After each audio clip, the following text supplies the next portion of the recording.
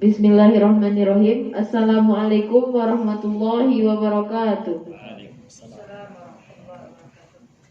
Innal hamdalillah nahmaduhu wa nasta'inuhu wa nastaghfiruhu wa na'udzu billahi min syururi anfusina wa min sayyiati a'malina. May yahdihillahu fala mudhillalah wa may yudlilhu fala hadiyalah.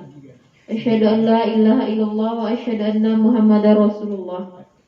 Puji dan syukur kepada Allah yang telah memberikan kita kesempatan dan kekuatan untuk berada di ruangan ini. Selanjutnya, salawat dan salam kepada Nabi kita. Allahumma salli ala Sayyidina Muhammad wa ala ali Sayyidina Muhammad.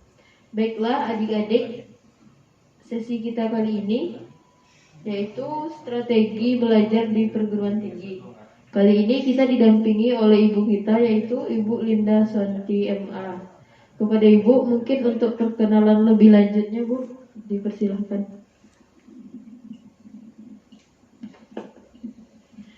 Baik, Assalamualaikum warahmatullahi wabarakatuh.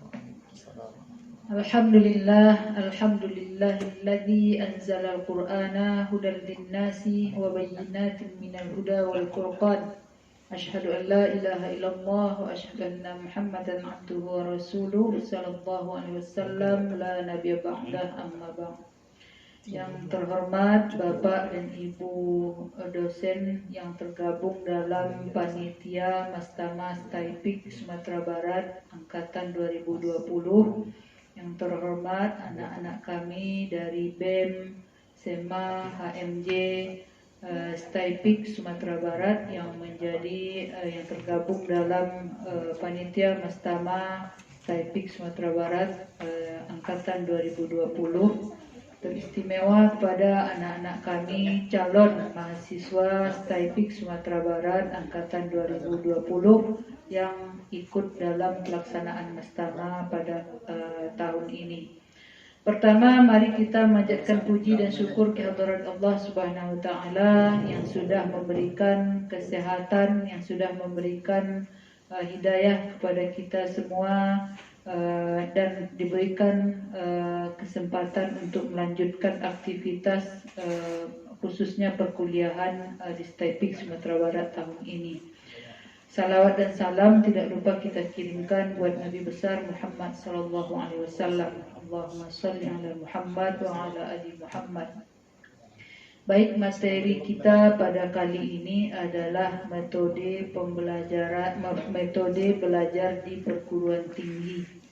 Sebelum kita masuk kepada metode, sebenarnya dalam kajian ilmu kependidikan ada beberapa hierarki terkait dengan pembelajaran, dan metode adalah salah satunya. Baik, secara berurutan akan ditampilkan tentang hierarki pembelajaran tersebut. Yang pertama, yang paling umum adalah model pembelajaran. Maka di dalam model itu nanti ada beberapa tingkatan. Yang pertama adalah pendekatan pembelajaran. Pendekatan pembelajaran itu adalah titik tolak atau sudut pandang terhadap proses pembelajaran. Sifatnya masih umum. Di dalamnya mewadahi, menginspirasi, memuatkan dan melatari strategi dan metode pembelajaran dengan cakupan teoritis tertentu. Jadi pendekatan ini sifatnya masih umum dan belum tertuang ke dalam bentuk-bentuk kegiatan. Nah, di dalam pendekatan pelajaran nanti ada lagi bagiannya adalah strategi pembelajaran.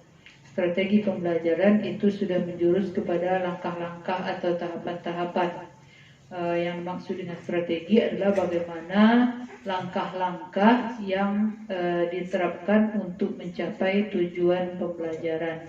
Sedangkan di pendekatan tadi kita mengenali saja, kita mengenali apa tujuan pembelajaran, apa kurikulumnya, kemudian apa lulusan. Berbicara seputar itu, maka itu adalah pendekatan pembelajaran. Setelah kita mengetahui pendekatan pembelajaran, maka dilanjutkan dengan strategi pembelajaran. Maka strategi setelah kita tahu tentang tujuan pembelajaran, tentang kurikulum dan lain sebagainya, profil lulusan dan lain sebagainya, maka langkah selanjutnya adalah strategi pembelajaran.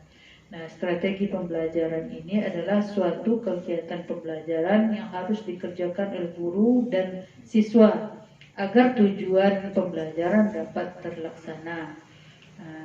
Dengan kata lain, strategi ini adalah langkah-langkah atau tahapan-tahapan yang kita persiapkan agar tujuan pembelajaran dapat kita capai.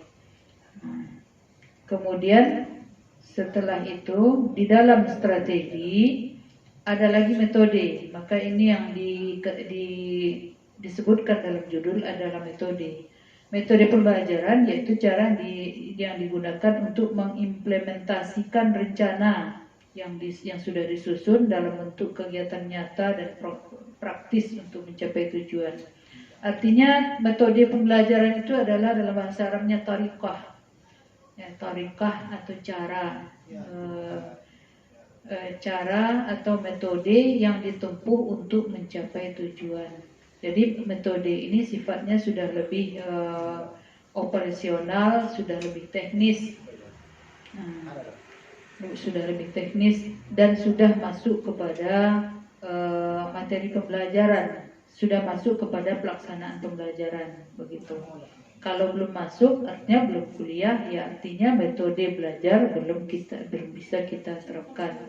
Metode pembelajaran itu terkait dengan dosen dan mahasiswa, begitu, dan cenderungnya kepada dosen. Seperti apa mata kuliah yang mau disampaikan, maka metode biasanya menyesuaikan dengan materi yang akan diajarkan. Nah, kemudian di dalam metode ada lagi teknik dan taktik. Jadi metode itu, contoh metode belajar di perguruan tinggi, misalnya metode belajar ada metode ceramah, begitu ya. Metode ceramah di mana itu adalah metode yang paling sering dipakai di tingkat perguruan tinggi. Dosen berceramah, mahasiswa mendengar, begitu. Itu metode ceramah namanya. Kemudian ada juga metode diskusi misalnya. Nah, ini saling kait mengait. Biasanya setelah ceramah ada diskusi, ada tanya jawab, gitu. Biasanya dosen membuka peluang untuk mahasiswa untuk bertanya, kemudian dia dijawab lagi. Itu biasa juga dijalankan dalam pembelajaran di perguruan tinggi. Selanjutnya ada metode pemecahan masalah, begitu. Dengan metode ini biasanya untuk menyajikan pelajaran terlebih dahulu disajikan dalam bentuk masalah-masalah. Maka mahasiswa atau siswa diarahkan untuk mencari pemecahan masalah yang dihadapkan, begitu. Itu metode pemecahan masalah. Nah, metode ini sudah menyangkut operasional, sudah menyangkut teknis, begitu. Kemudian selanjutnya dalam metode itu ada lagi teknik, teknik pembelajaran. Teknik itu ya terkait satu metode, teknik bisa berbeda-beda. Kalau metode ceramah misalnya tekniknya bisa berbeda-beda. Ceramah untuk mahasiswa yang banyak berbeda dengan ceramah yang mahasiswanya sedikit, begitu. Kemudian ceramah melalui sosial media mungkin dengan ceramah di tatap muka bisa jadi juga beda, begitu. Maka itu yang maksud dengan teknik. Kemudian dalam teknik ada lagi taktik, begitu. Nah, taktik lebih kecil lagi ruang lingkupnya. Taktik itu terkait dengan kecenderungan dosen dalam mengajar, kecenderungan tenaga pendidik dalam memberikan materi, begitu. Mungkin metodenya ceramah, tekniknya sesuai dengan jumlah mahasiswa banyak atau sedikit. Kemudian taktiknya gimana? Kalau dosen yang daya humornya tinggi, biasanya dia berceramah sering mengedepankan, sering mencampurkan dengan gaya-gaya humor sesuai dengan kecenderungan dosen tersebut. Kemudian ada lagi dosen yang kadang-kadang metodenya ceramah juga, tapi kecenderungannya lain. Misalnya kecenderungannya suka memakai media, bisa suka memakai media seperti laptop, infocus dan lain sebagainya. Jadi tidak ada humor, tapi ada hal lain yang menarik perhatian siswa itu, misalnya infocus dan lain sebagainya. Itu taktik. Nah, jadi kita sebenarnya kalau di awal ini mungkin lebih tepatnya berbicara tentang strategi. Kalau metode itu sudah menyangkut pelaksanaan di lokal, sudah menyangkut pemberian materi di lokal, dan itu sangat tergantung kepada dosen di samping juga mahasiswa. Baik, kita lanjutkan kepada strategi pembelajaran ya.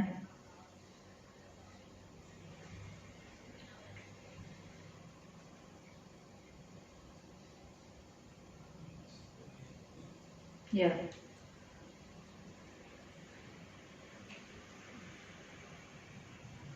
Sebelumnya kita masuk dulu ketika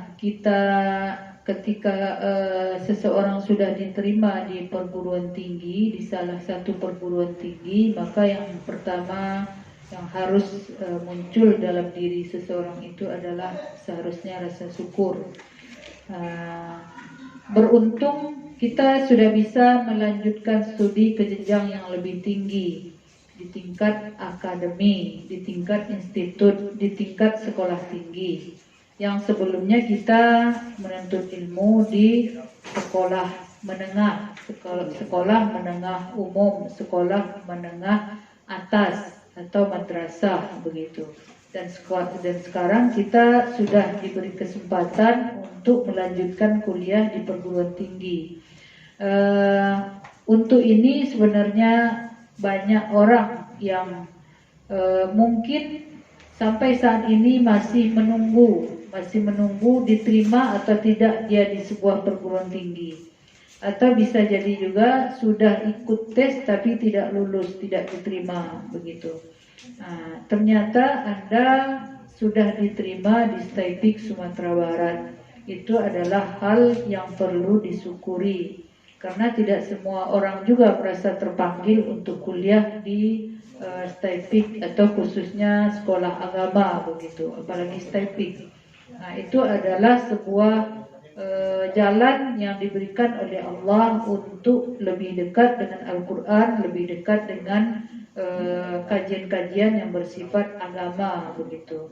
Maka itu perlu disyukuri, apalagi ketika masuk perguruan tinggi tidak ada hambatan sedikit pun, misalnya dari segi biaya, dari segi dukungan orang tua, dari segi kesempatan dan lain sebagainya.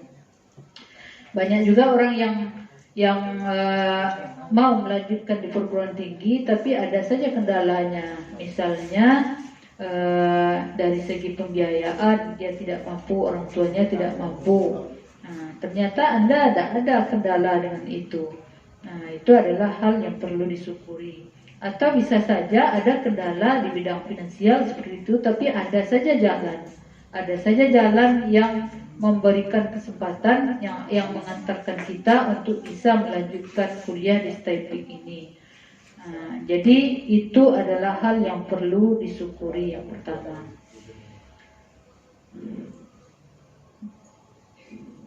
Kemudian yang kedua yang harus ditekankan, bahwasanya perguruan tinggi itu tidak semata-mata untuk memperluas ilmu pengetahuan, akan tetapi lebih daripada itu adalah untuk mengembangkan kepribadian secara utuh menuju kedewasaan dan kematangan.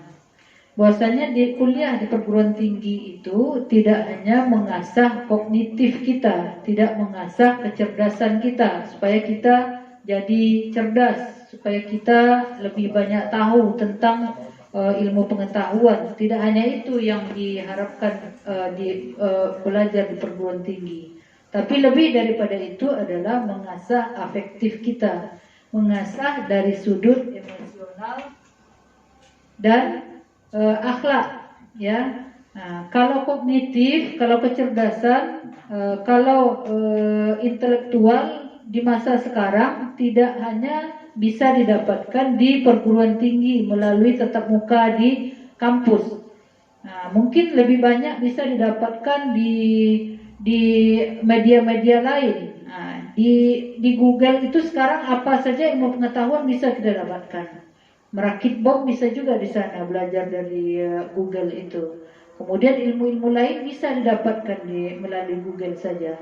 Tapi yang tidak bisa didapatkan apa? Mengasah afektif, mengasah sikap kita, mengasah emosional kita. Itu tidak bisa didapatkan melalui Google saja. Ya, bagaimana mengasah sikap kita agar kita bersikap sabar menghadapi kondisi-kondisi yang sebenarnya tidak kita inginkan misalnya, atau kondisi-kondisi yang tidak kita suka misalnya. Ya, karena di kuliah itu tidak selalu yang enak-enak kita dapatkan, banyak juga yang tidak enaknya kadang-kadang.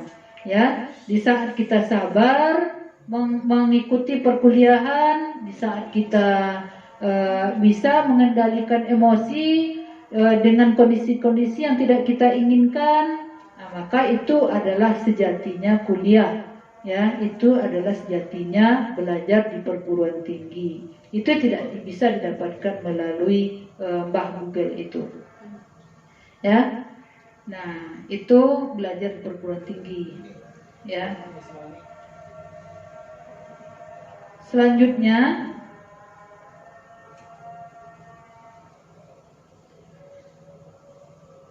beberapa hal yang perlu diperhatikan setelah mendapat kesempatan belajar di perguruan tinggi, diantaranya satu, terimalah apapun keputusan yang telah dibuat, ya, seperti jurusan yang diambil, jurusan yang dipilih, begitu. Nah, di saat pertama mendaftar di sini, kita sudah menetapkan pilihan untuk memilih jurusan, misalnya ilmu Al-Quran Tafsir, atau memilih jurusan PAI misalnya. Nah, maka terimalah keputusan itu dengan tekad bahwasanya kita untuk menuntut ilmu di STAPIK Sumatera Barat itu. Yang kedua, apalagi tetapkan standar nilai yang akan diraih. Nah, setelah kita memutuskan kuliah di sini dengan jurusan yang kita ambil, maka kita akan disuguhi nanti dengan beberapa mata kuliah per semester. Kalau di STAPIK biasanya 24 atau 22 SKS per semester. Nah, gimana menetapkan standar nilai yang akan diraih itu? Tentunya yang pertama adalah pastikan dari semua mata kuliah yang disuguhkan pada kita setiap semester, itu pastikan kita mengikuti semuanya. Setelah mengikuti, juga dipastikan lulus semua mata kuliah. Ikut kuliah tapi tidak tuntas misalnya. Ya, dari 16 kali tatap muka ikut 10 kali. Nah, jadi tidak cukup kadar pertemuannya itu untuk mengikuti ujian akhir semester. Akhirnya apa? Ya tidak ikut ujian. Tidak ikut ujian, tidak keluar nilai. Itu artinya apa? Standar nilai tidak bisa ditetapkan oleh pribadi yang kuliah namanya itu.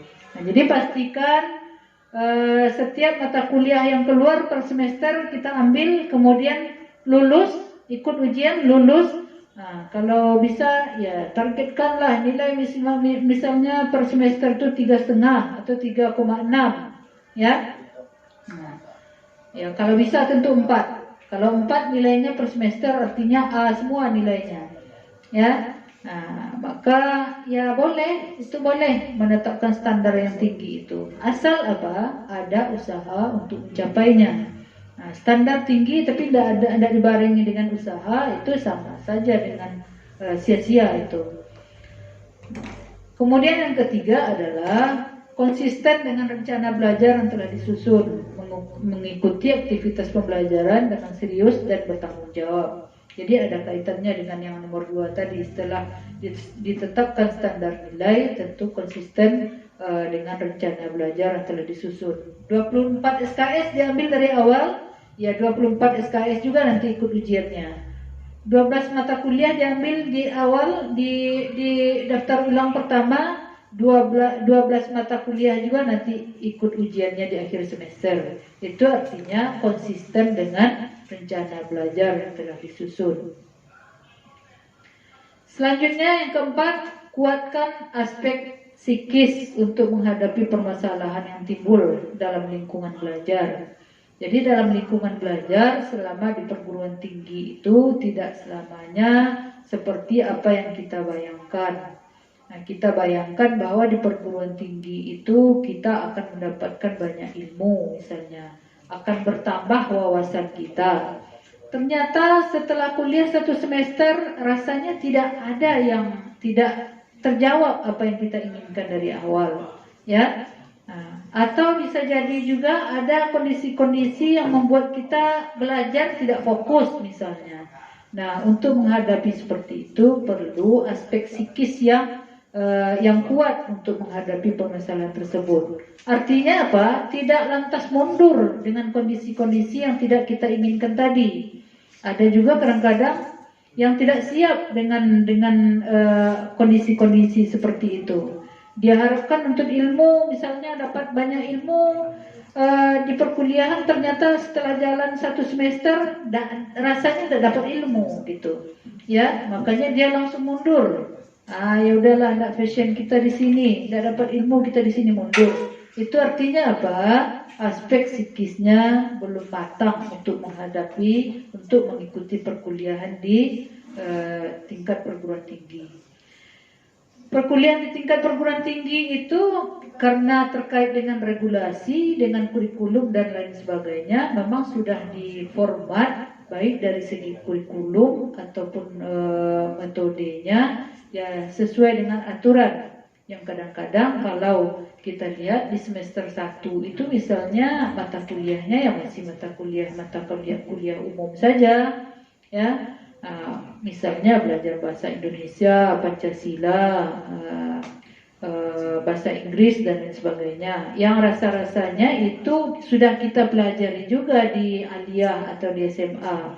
Jadi rasa-rasanya belum bertambah ilmu, ya. Belajar hadis tapi ulumul hadis saja, baru teori-teorinya saja. Itu juga sudah kita pelajari juga di aliyah misalnya. Belajar bahasa Arab masih belajar isim, fiil, huruf saja. Di pesantren kita sudah jauh dalam belajar tentang itu misalnya.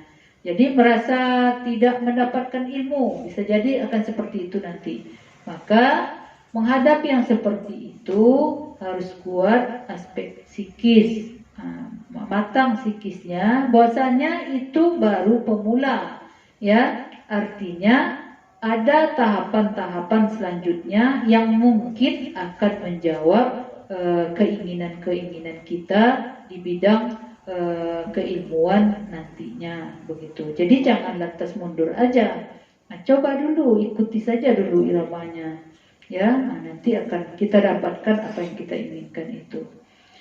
Kemudian yang kelima, kuatkan aspek fisik. Ya, aspek fisik diantaranya berolahraga, kemudian makan makanan yang sehat juga. Karena di perkuliahan itu sibuk juga, ya, di samping ada tugas-tugas, kemudian juga karena kita di STAIPIK fokus dengan tahfiz, tentu juga menyerap banyak energi. Ya, untuk menghafal itu ya tidak bisa kalau badan tidak sehat, kondisi fisik tidak sehat, ya. Untuk buat makalah, untuk buat tugas itu kalau badan sakit ya tentu tidak akan bisa dibuat tugas, begitu. Makanya harus kuat fisik. Kemudian selanjutnya yang keenam adalah mengikuti kajian-kajian keagamaan untuk meningkatkan pengetahuan dan memberikan penyegaran bagi aspek kejiwaan. Nah, kuliah di perguruan tinggi itu tidak cukup dengan kuliah di lokal saja. Tidak cukup memadakan dengan apa yang diberikan dosen saja. Seperti yang Ibu katakan tadi, bahwasanya kadang-kadang di perkuliahan hanya memberikan yang sifatnya umum-umum saja karena terkait dengan kurikulum yang sedikit padat, kemudian juga hal-hal lain, maka kadang-kadang kajian sering tidak mendalam juga. Oleh karena itu perlu keseriusan dari yang bersangkutan untuk mengikuti kajian-kajian keagamaan. perlu ada tambahan. Jikalau ada kajian-kajian halaqah, misalnya mahasiswa mengadakan atau forum-forum mengadakan, ya ikuti, ya. Tapi tentu yang sesuai dengan ideologi, yang sesuai dengan aliran Sunni kita, begitu. Harus hati-hati juga mengikuti kajian-kajian itu pada saat ini.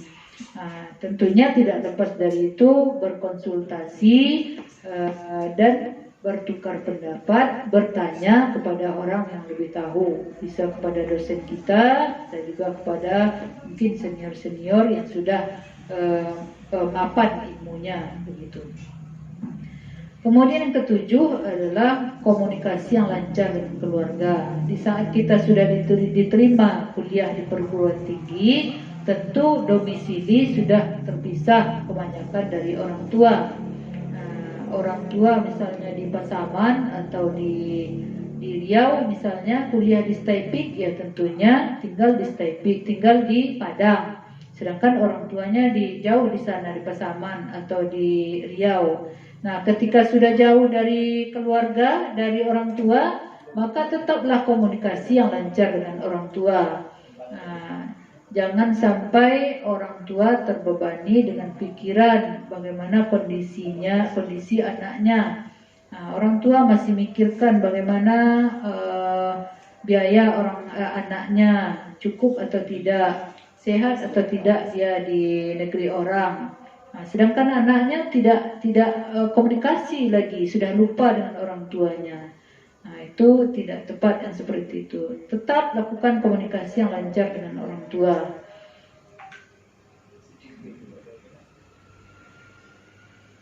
Baik, selanjutnya orientasi belajar di perguruan tinggi.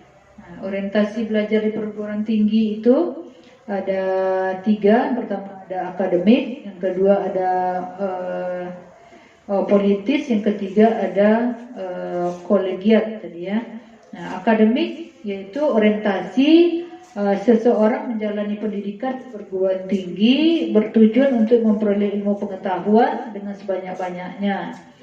Sehingga prioritas baginya adalah belajar dan memperoleh pengetahuan serta nilai yang tinggi.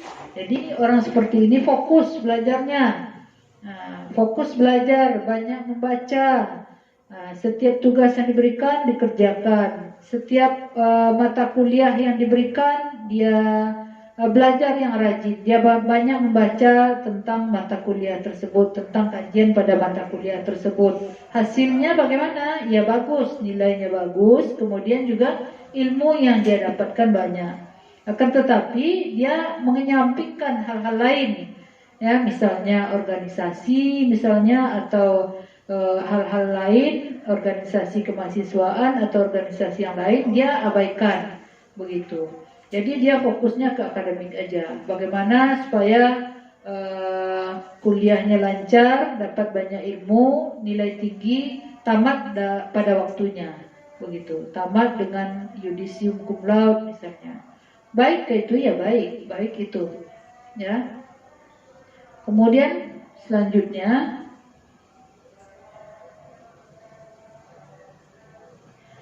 ya, ada yang kedua vokasional. Ya, vokasional yaitu seseorang menjalani pendidikan di perguruan tinggi bertujuan untuk mempersiapkan diri untuk bekerja.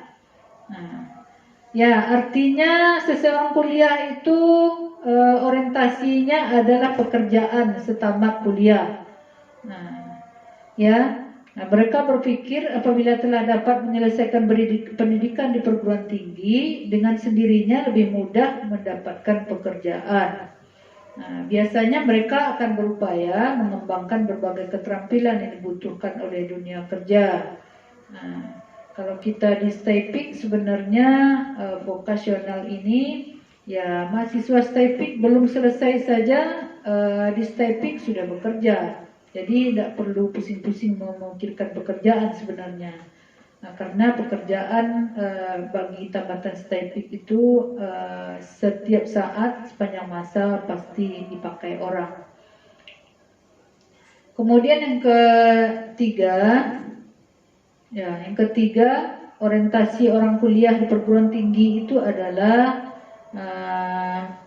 politis. Nah, politis artinya seseorang menjalani pendidikan di perguruan tinggi itu bertujuan untuk memperoleh pengalaman politik melalui organisasi dan keterlibatan dalam kegiatan politik. Mereka beranggapan bahwa kesuksesan pendidikan di perguruan tinggi harus terlibat dalam kegiatan-kegiatan politis. Karena banyak perubahan-perubahan yang dialami bangsa berawal dari aktivitas politik mahasiswa. Nah, biasanya yang berorientasi politis ini kuliahnya dia cenderung aktif berorganisasi, baik organisasi kampus maupun organisasi di luar kampus. Nah, mahasiswa-mahasiswa seperti ini aktivis biasanya, aktivis kampus. Dia aktif di BEM, dia aktif di HMJ dan lain sebagainya. Sangat-sangat responsif terhadap perkembangan yang ada di masyarakat. Sangat responsif terhadap kejadian-kejadian yang ada di tengah umat. Dan itu positif, ya. Itu positif. Mahasiswa memang seharusnya seperti itu juga, tidak hanya mementingkan akademik, ya. Karena perubahan-perubahan di dalam bangsa ini sangat sering dipengaruhi oleh aktivitas mahasiswa, oleh aktivitas para intelektual, para akademisi. Nah, jadi bolehkah berorganisasi? Ya boleh. Bolehkah berpolitik? Organisasi sebagai langkah dari belajar berpolitik itu boleh-boleh saja. Yang tidak boleh itu adalah berpolitik praktis. Kalau politik itu sebenarnya sama dengan strategi, yaitu langkah-langkah atau rencana-rencana yang disusun dengan sedemikian rapinya, sedemikian baiknya untuk mencapai tujuan yang baik. Itu politik, itu strategi. Itu boleh dan harus sebenarnya mahasiswa berpolitik seperti itu. Tapi politik praktis tidak boleh di kampus. Politik praktis itu yaitu memanfaatkan situasi politik untuk kepentingan pribadi dalam berpolitik. Nah, misalnya dengan memanfaatkan organisasi-organisasi kampus untuk menggait kesuksesan orang-orang tertentu. Itu tidak boleh yang seperti itu. Tapi menetapkan rencana, respon terhadap kejadian-kejadian yang ada di masyarakat, kejadian-kejadian yang ada di negara ini, nah, sebagai seorang mahasiswa itu harus ya. Kemudian yang keempat sebenarnya adalah kolegiat. Nah, tujuan mahasiswa, tujuan orang kuliah itu adalah mencari teman aja, kolega atau teman pergaulan. Nah, sebenarnya ini tidak mengapa, tidak jadi masalah. Cuma keempat-empatnya akademik, kemudian politis, kemudian vokasional, kolegiat itu sebenarnya harus dipadukan keempat-empatnya. Ya, berpolitik artinya berorganisasi itu boleh, tapi tidak menyampingkan akademik. Nah, salah satu kesuksesan dalam politik itu dilihat orang adalah akademiknya. Nah, jadi politisi itu kalau akademiknya rendah juga menjadi sebuah kelemahan.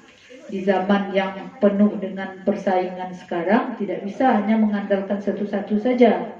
Di saat orang berpolitik, politiknya oke, kemudian akademiknya juga bagus, kita cuma politiknya aja yang tinggi, ya itu tidak mampu bersaing. Nah, demikian juga akademik aja yang tinggi, kemudian respon terhadap hal-hal yang ada di masyarakat ataupun masyarakat kampus juga tidak ada, juga itu kurang baik juga. Kita tidak punya kepekaan, kita tidak punya kepedulian terhadap masalah-masalah di luar selain masalah akademik. Itu juga kurang baik selaku mahasiswa. Kemudian juga kolegial ini ya harus juga sebagai mahasiswa kita harus punya pergaulan yang bagus. Tidak bisa dengan mementingkan belajar saja, tapi pergaulan juga tidak bagus, itu tidak baik, itu juga belum sempurna namanya. Jadi yang paling baik itu akademiknya baik, politiknya, organisasinya baik, kemudian pergaulannya juga baik, kemudian vokasionalnya juga baik. Itu orientasi orang kuliah di perguruan tinggi.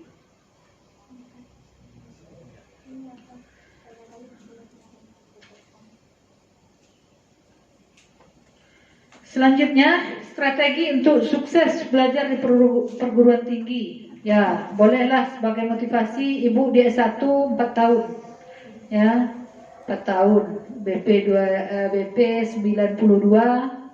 tamat 96, 4 tahun. Ya, kemudian S2 juga. S2 2 tahun. Jadi waktu yang pas-pas sebenarnya. S2 itu 2 tahun ya, 2 tahun. S1 4 tahun ya, 4 tahun. Jangan 5 tahun ya. Nah, jangan 6 tahun. Nah, apalagi 7 tahun. 6 tahun ya. Ya. Nah, S2 juga seperti itu. Nah, sebenarnya 1,5 tahun bisa, tapi memang itu istilahnya masa takaja. Ya. Nah, yang wajar, yang sewajarnya aja paling tidak 2 tahun begitu. Jadi Ibu S2-nya juga 2 tahun. S3 mudah-mudahan cepat juga selesai. Ya, jadi strateginya apa? Strategi untuk sukses belajar di perguruan tinggi. Sukses itu artinya ya selesai dalam waktunya. Kemudian juga ada bonus-bonus di luar itu, artinya kita bisa bekerja setelah itu artinya bonus dalam menuntut ilmu. Nah, satu strateginya memilih prodi atau jurusan. Satu, memilih prodi atau jurusan. Apa yang perlu diperhatikan memilih prodi atau jurusan itu? Satu, menyesuaikan dengan cita-cita, minat dan bakat. Nah, kalau cita-cita kita mau menjadi mufassir, mau menjadi ulama, maka tentu yang pasnya itu adalah ya jurusan tafsir misalnya. Kalau cita-cita jadi guru, ya tentu tepatnya itu adalah PAI begitu ya. Nah, sesuai dengan profil lulusan jurusan masing-masing. Meskipun ada juga orang PAI sukses dia jadi ulama, ya. Orang tafsir sukses dia jadi guru di pesantren. Nah, ada juga yang seperti itu, ya. Nah, tapi kalau sesuai dengan bidang keilmuan sesuai bidang. Ya, tentu sesuai bidangnya begitu. Dan sesuai juga dengan minat dan bakatnya. Kalau tidak bakat ya jangan dipaksakan juga. Tidak bakat jadi guru dipaksakan juga di PAI. Nanti serba tanggung jadinya. Ya, tiba di semester 5 mundur lagi mau masuk IQT, mau jadi ustadz aja lah. Itu udah tanggung jadinya, terbuang waktu jadinya. Jadi di awal-awal memilih jurusan itu ya sesuaikanlah cita-cita, minat dan bakat. Kemudian yang kedua yang harus diperhatikan dalam memilih jurusan itu adalah informasi yang sempurna. Cari informasi sebanyak-banyaknya tentang jurusan yang sudah diambil. Ya. Nah, IQT itu apa? Semenjak dari panjangnya IQT itu apa? IQT itu apa? PAI itu apa? Nah, jangan di mana kuliah di IQT. Apa itu IQT? Ya, jurusan tafsir. Nah, itu artinya pengetahuan yang belum sempurna terhadap jurusan kita itu. Di mana kuliah di IQT? Siapa ketua jurusannya? Aduh, siapa ya? Nah, belajar apa aja di sana? Ya, belajar Al-Quran semuanya. Nah, itu indikator dari informasi yang belum sempurna tentang jurusan yang kita pilih itu. Nah, IQT itu penekanannya kemana? Berapa hafalannya? 10 juz. Oh, salah. Ya, Ma'had Ali itu apa? Ya, IQT juga. Apa bedanya IQT dengan Ma'had Ali? Bingung jawabnya. Ya, IQT berada di Mahan Ali berada di IQT. Nah, tapi apa bedanya itu? Tidak mampu jawabnya. Itu artinya informasi belum sempurna didapatkan itu tentang jurusan yang kita pilih. Selanjutnya yang harus diperhatikan adalah lokasi dan biaya. Kebetulan di STIPIK tentang jurusan prodi, nah itu pembiayaan sama saja. Mau jurusan PAI, mau jurusan IQT, biayanya sama-sama uang kuliahnya 1.200.000. Ya, nah ini yang berbeda. Ini biayanya biasanya di perguruan tinggi umum. Misalnya kalau di kedokteran itu biayanya lebih banyak dibandingkan dengan ekonomi atau dibandingkan dengan hukum karena biaya praktiknya itu lebih besar. Maka untuk yang seperti itu harus dipertimbangkan memilih jurusan. Kalau kita tidak begitu mampu, ya janganlah ambil jurusan yang memakan biaya banyak misalnya. Harus dipikirkan itu. Kemudian selanjutnya yang keempat dalam memilih jurusan itu adalah daya tampung jurusan. Kebetulan daya tampung kita masih memadai, masih muat buat mahasiswa baru sebanyak 107 orang per jurusannya. Selanjutnya adalah masa depan karir dan pekerjaan. Seperti Ibu sampaikan tadi, sebenarnya di kuliah di STIPIK itu karir sudah jelas menjadi ahlul Quran. Mau PAI kah, IQT, itu pekerjaannya sudah jelas bergerak, bekerja di bidang Al-Quran. Tanggung jawab kita itu. Mau PAI, mau ilmu Al-Quran tafsir. Karir bagaimana, pekerjaan bagaimana? Belum selesai kuliah kita sudah bekerja. Syaratnya apa? Syaratnya ada mau, kemudian bisa memanage waktu. Selanjutnya, yang kedua adalah memahami lingkungan belajar, dosen, suasana, dan fasilitas belajar.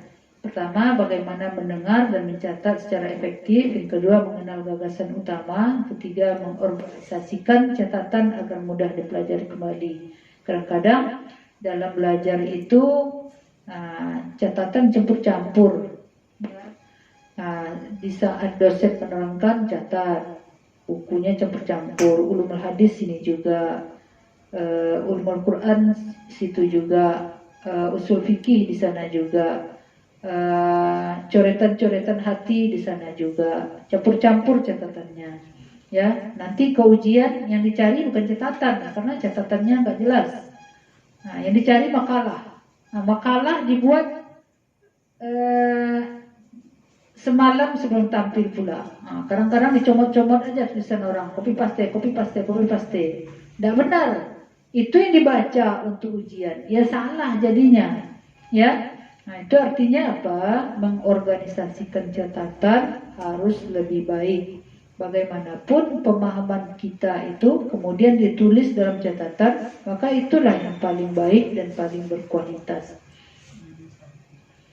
Kemudian bagaimana menyampaikan pertanyaan, karena kuliah sistem tanya jawab, maka ya perlu dipelajari bagaimana menyampaikan pertanyaan yang baik. Sebenarnya kalau di tingkat perguruan tinggi, persiapan untuk itu tidak hanya menyampaikan pertanyaan di waktu kuliah saja. Di perguruan tinggi kita juga punya banyak kesempatan mengikuti seminar, kemudian mengikuti workshop, diskusi-diskusi ilmiah yang tidak hanya melibatkan kita-kita di kampus ini saja, tapi melibatkan orang-orang lain juga. Ketika kita mau mengajukan pertanyaan dalam seminar misalnya, itu perlu berhati-hati, perlu keahlian dalam berbicara, perlu perencanaan dalam berbicara, dalam komunikasi. Kalau tidak nanti kita akan diketawakan orang, bahkan ada juga nanti yang membuat orang tidak enak, tidak nyaman dengan pertanyaan-pertanyaan kita. Harus dipelajari itu. Kemudian bagaimana menguji pengertian dan mengetes kemampuan sendiri dan sebagainya. Selanjutnya mengenal kebiasaan dosen. Mengenal kebiasaan dosen ya, memahami lingkungan belajar. Jadi kuliah di perguruan tinggi itu di samping belajar di lokal, kita juga harus mengenal kebiasaan dosen karena dosen itu masing-masing punya kebiasaan. kebiasaan yang baik, kadang-kadang ada juga kebiasaan yang kurang baik, misalnya kurang disiplin dan lain sebagainya, yang semestinya tidak harusnya tidak ada seperti itu. Tapi ya namanya dosen juga manusia, punya kesibukan, punya keterbatasan juga. Tentu hal-hal itu harus dikenali oleh mahasiswa untuk dicari penyelesaiannya, untuk bisa menyesuaikan agar tidak merugikan kita juga dalam belajar gitu. Kemudian selanjutnya strategi untuk sukses belajar di perguruan tinggi yang ketiga adalah menguasai cara belajar yang sesuai dengan karakter pribadi. Ya, karakter kita dengan orang beda. Jadi Anda bukan orang lain. Ya, mungkin cara belajarnya orang bisa belajar berkelompok dengan teman, diskusi. Nah, itu bisa menghasilkan pembelajaran yang baik, bisa menghasilkan pemahaman yang baik bagi orang. Tapi bagi kita tidak. Ya, nah, mungkin kita terbiasa belajar sendiri. Ya, tidak bisa kumpul-kumpul dengan orang, tidak bisa masuk ke hati kita apa yang dipelajari dengan bersama-sama itu. Rasa-rasanya menghabiskan waktu aja dengan kumpul-kumpul itu. Ya, nah maka ya jangan memaksakan diri untuk belajar bersama. Ya, nah, ikuti aja kebiasaan cara belajar kita itu. Tidak perlu pula memaksakan diri untuk belajar bersama seperti orang tersebut kalau memang itu tidak efektif begitu. Kemudian selanjutnya membuat catatan dan penyediaan referensi. Jadi mahasiswa itu ilmunya tidak di Google saja, ya, karena di Google itu macam-macam. Ada yang benar ditulis orang, ada juga yang tidak benar. Maka referensi harus ada. Referensi itu sudah legal, itu sudah ada izin terbitnya, sudah ada kata pengantar dari orang yang lebih ahli di bidang akademik, maka itu lebih bisa dipertanggungjawabkan referensi dalam artian buku begitu. Selanjutnya memilih waktu dan kesempatan. Nah, jadi waktu-waktu belajar itu, apalagi kita di stipik tahfiz, nah, tentu perlu mengkondisikan waktu untuk belajar. Khusus untuk tahfiz kita tidak bisa pastikan, kita tidak bisa prediksi kita mau belajar tahfiz besok, mau hafal besok misalnya pagi. Setelah subuh kita mau tahfiz, mau murajaah misalnya, ya. Nah, tidak bisa dipastikan seperti itu. Kadang-kadang sebelum subuh sudah ada saja masalah yang masuk yang akan mengganggu pemikiran kita, sehingga setelah subuh tidak bisa lagi fokus, ya. Nah, tidak bisa lagi fokus. Nah, jadi gagal belajar hari itu, gagal tahfiznya hari itu, begitu. Nah, makanya bagaimana ketika tidak ada masalah, ketika kita sedang tenang, nah, maka manfaatkanlah itu belajar sebaik-baiknya, manfaatkanlah itu untuk tahfiz sebaik-baiknya. Itu tidak bisa kita prediksi, tidak bisa kita pastikan, tidak bisa kita jadwalkan seperti itu. Demikian juga dengan mata kuliah yang lain. Nah, di saat kondisi, di saat badan kurang sehat misalnya, ya tidak bisa kita pastikan besok kita akan sehat, besok kita akan punya waktu lapang, itu tidak bisa. Ya, makanya di saat kondisi fit, di saat kesibukan tidak begitu banyak, maka manfaatkanlah itu sebaik-baiknya untuk belajar. Kemudian menguasai materi pembelajaran, tentunya itu adalah terkait dengan usaha kita untuk mencari referensi sebanyak-banyaknya dan mencari bersungguh-sungguh dalam menuntut ilmu. Selanjutnya yang keempat adalah mengelola diri dalam menumbuhkan motivasi. Caranya bagaimana? Satu, mengenal dan menerima diri. Nah, mengenal dan menerima diri. Yang pertama, kenali dirimu dulu. Ya, nah ini orang aja yang dikenal. Pertama kenal orang, tapi kenal dengan diri sendiri belum kenal sebenarnya.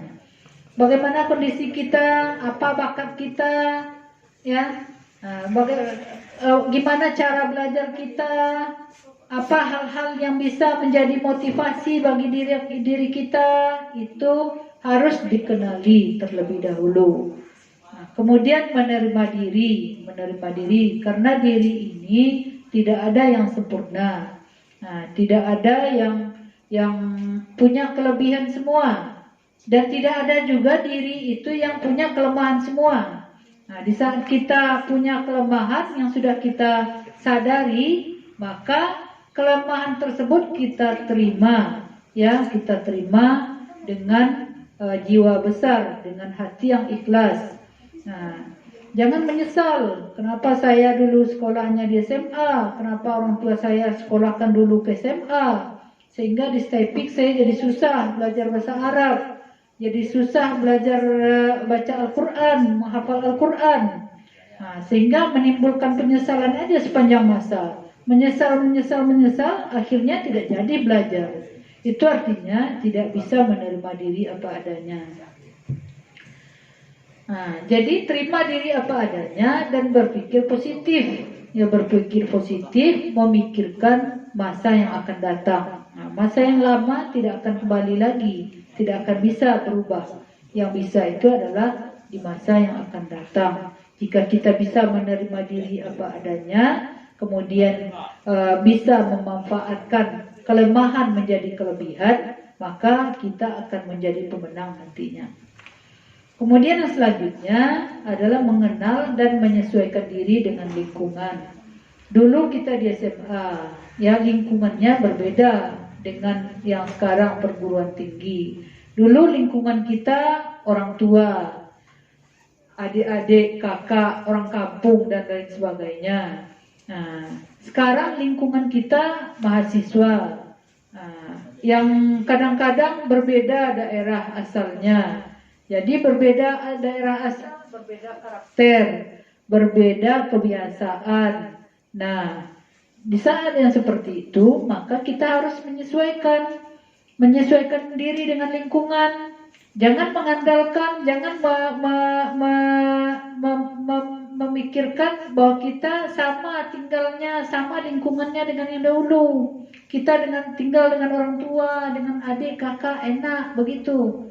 Ya, kita bisa berbagi cerita, kita bisa bertanya dan lain sebagainya.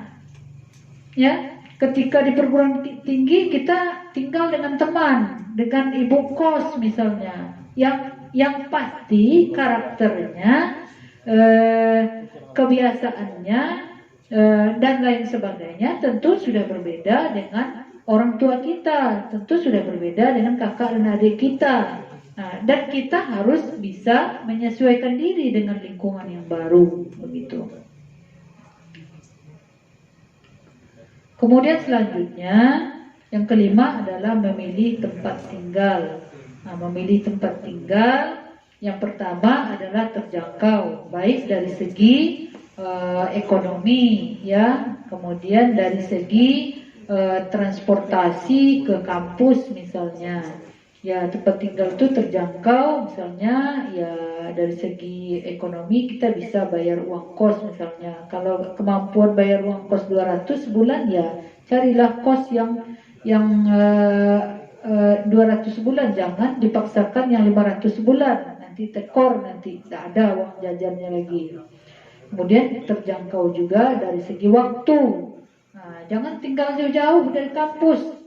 Tinggal misalnya di Pariaman, ya, bolak-balik ke Padang misalnya untuk kuliah, ya itu tidak kondusif, tidak mungkin bisa kuliah maksimal dengan tempat tinggal yang seperti itu. Kemudian memilih tempat tinggal yang sehat dalam artian jasmani dan rohani. Sehat jasmani artinya lingkungan itu tidak kotor, tempat tinggal itu tidak kotor. Kalau tempat tinggal kotor, ya tentu kita tidak bisa belajar dengan nyaman, dan tentunya juga kesehatan kita juga bisa terganggu kalau tempat tinggal itu kotor. Kemudian sehat tempat tinggal maksudnya ya sehat dalam artian psikis, dalam artian yang rohaninya. Tempat tinggal orang-orang yang tidak baik, misalnya orang-orang yang suka berkata-kata kotor, itu tentu tidak sehat untuk kita yang mau menghafal Al-Quran, untuk kita-kita yang mau belajar agama begitu. Jadi pilihlah tempat tinggal yang sehat. Kemudian selanjutnya tempat tinggal yang bisa membuat kita nyaman untuk belajar. Selanjutnya yang keenam adalah memilih teman. Memilih teman dalam artian yang positif dengan tujuan yang baik. Ya, karena semua teman juga bisa berkontribusi yang baik terhadap diri kita. Nah, pedomannya? Yang pertama, teman. Ya, memilih teman atau berteman dengan yang membuat kita termotivasi untuk belajar. Ya, jangan berteman dengan orang yang akan membuat kita malas belajar, membuat kita belajar jadi acuh tidak acuh, membuat kita belajar tidak serius. Nah, pilihlah teman yang bisa memotivasi di saat kita kesulitan dalam belajar, maka teman tersebut bisa memotivasi sehingga kita jadi rajin belajar lagi. Kemudian juga memilih teman yang bisa memberikan bantuan. Jika tidak bantuan dari segi material, minimal dari segi moral. Nah, memberikan semangat, memberikan arahan. Karena belajar di perguruan tinggi itu banyak situasi dan kondisi yang kadang-kadang tidak seperti yang kita bayangkan. Yang kita bayangkan enak-enak saja, ternyata tidak. Maka di saat yang seperti itu perlu teman yang bisa mendengarkan keluhan kita, yang bisa mendengarkan kesulitan-kesulitan kita. Nah, bisa mendengarkan saja, itu sudah membuat kita nyaman, sudah membuat kita plong sedikit dari masalah yang kita hadapi. Tapi kalau teman kadang-kadang kita mau bercerita, dia cuek aja, dia acuh aja, tentu itu akan menjadikan kita menjadi tidak nyaman tinggal bersama dia. Kan ada juga orang yang tidak mau peduli temannya kesusahan, biar aja, dia tetap aja belajar dengan kesibukannya dia, tidak mendengarkan, tidak memperhatikan temannya yang lagi kesulitan. Ya. Atau di saat kita kebingungan, perlu teman untuk bertanya, perlu kakak-kakak senior yang mengarahkan misalnya. Kadang-kadang ada juga yang bersifat cuek aja, tidak memikirkan, ya carilah sendiri, belajarlah sendiri. Ya kadang-kadang yang seperti itu membuat kita menjadi tidak nyaman. Maka usahakanlah mencari teman itu yang bisa memberikan motivasi, yang bisa mendengarkan kesulitan-kesulitan yang kita hadapi. Mungkin itu yang bisa disampaikan. Mudah-mudahan menjadi motivasi dan ada ilmu yang bisa diambil dari apa yang sudah disampaikan. Selanjutnya diserahkan kepada moderator. Demikian, banyak maaf. Billahi taufiq wal hidayah. Assalamualaikum warahmatullahi wabarakatuh. Baik, terima kasih Bu. Mungkin begini ya adik-adik, beberapa dari Ibu tadi, perlu adanya keseimbangan dalam menuju suksesnya perkuliahan kita. Perlu adanya kesiapan psikis dan fisik kita untuk menghadapi perkuliahan. Lalu juga bagaimana kita bisa mengetahui diri kita dan apa kemampuan kita. Namun di sana juga kita tidak boleh menyerah langsung saja gitu. Mungkin begitu ya Bu kira-kira. Baik Bu, mungkin sebelum penutup nih, mungkin motivasi sedikit lagi Bu, ada tambahan pesan buat adik-adik di rumah. Silakan Bu. Ya, baik, motivasi yang pertama belajar yang rajin, yang sungguh-sungguh dan ikhlas. Nah, jikalau sesuatu kita laksanakan dengan ikhlas, maka insya Allah hasilnya baik. Yang kedua, berusahalah dengan kondisi yang ada sekarang ini, lakukanlah yang terbaik, baik untuk diri sendiri, baik untuk orang lain, baik untuk keluarga. Biasakanlah menebar kebaikan dengan kondisi sesulit apapun. Insya Allah menebar kebaikan, nanti hasilnya akan kembali kepada kita. Terima kasih. Baik, jadi begitu ya adik-adik. Sepertinya terima kasih Ibu. Mungkin untuk sesi kali ini cukup sekian ya. Semoga bermanfaat lagi.